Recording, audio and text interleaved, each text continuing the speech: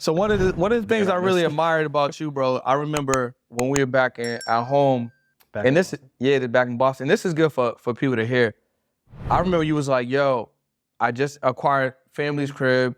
Yeah. You was thinking about selling it, thinking about, moving, acquiring other pieces of property. So Yeah. So I remember that. That was before I bought my first house. That's what I'm saying. Yeah. So break that down. What got you into real estate? Why was that always attractive and viable?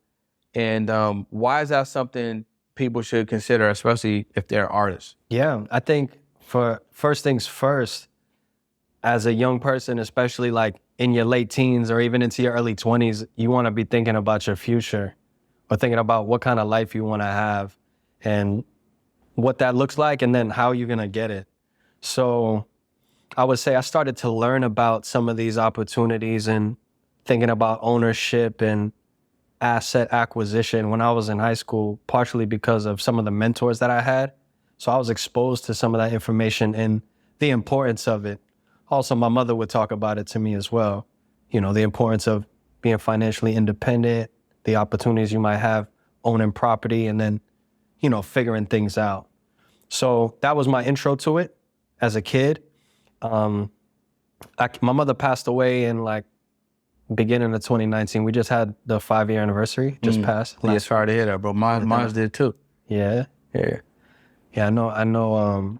You lost your mother as well, your granny too. So, but Memorial Day weekend is when she passed away. So this past weekend. Yeah. This time of year is always a little touchy because you got Mother's Day. True. And that actually was the last day I saw my mother. I saw my mother on Mother's Day, and then unfortunately a week later she passed, and she wasn't around, so I didn't see her that week. Anyways, my mom passed away. She had put a little chunk of change aside for me and for my sister, and that was basically what I used to get started. At the time, I was 23, 24, living in my granny's basement. My plan moving into my grandmother's basement out of my mother's house, I was teaching tennis at the time at sports. I remember. Yeah. So my plan was, I'm going to live here 2 years. I'm going to be saving X on a monthly, on the regular. And when 2 years comes, I'm going to go buy something and I'm going to be, move out of your basement. So that was the plan all along. What my mother left for me was kind of like in advance. It was something that I could get started earlier and a little bit easier because it was right before. It was almost the 2-year mark. It's about 6 months early. So I started trying to do some research on the market around. What are the good places to buy? What price points I thought were viable?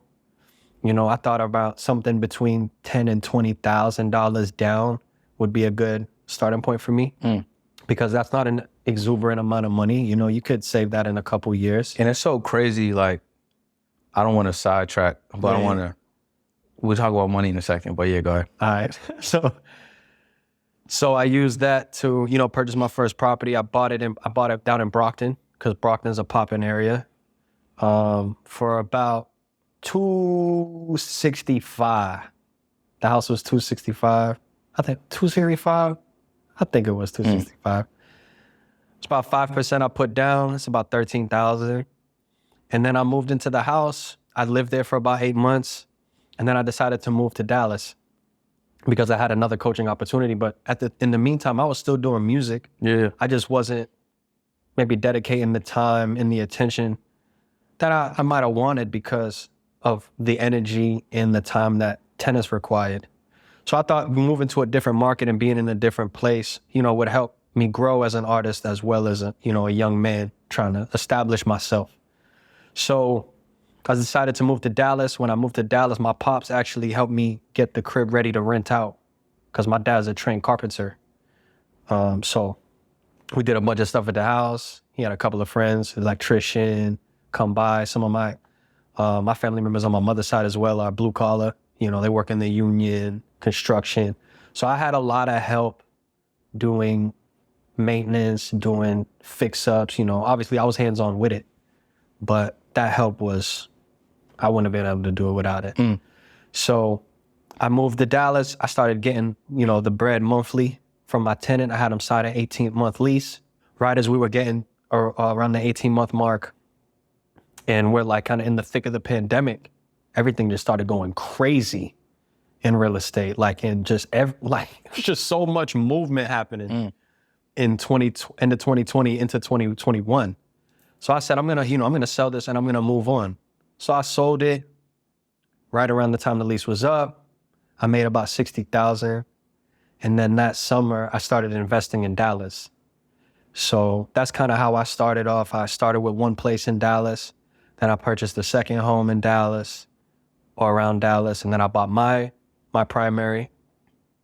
And I'll try to look for places that I know are gonna be rising and rise relatively quickly.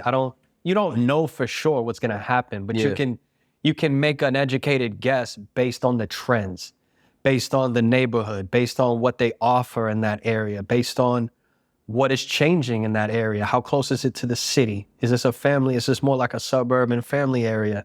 Is this one of the most sought after zip codes in this city or this area specifically? So when I'm working with people, I try to, consider all of those things to make the best move going forward.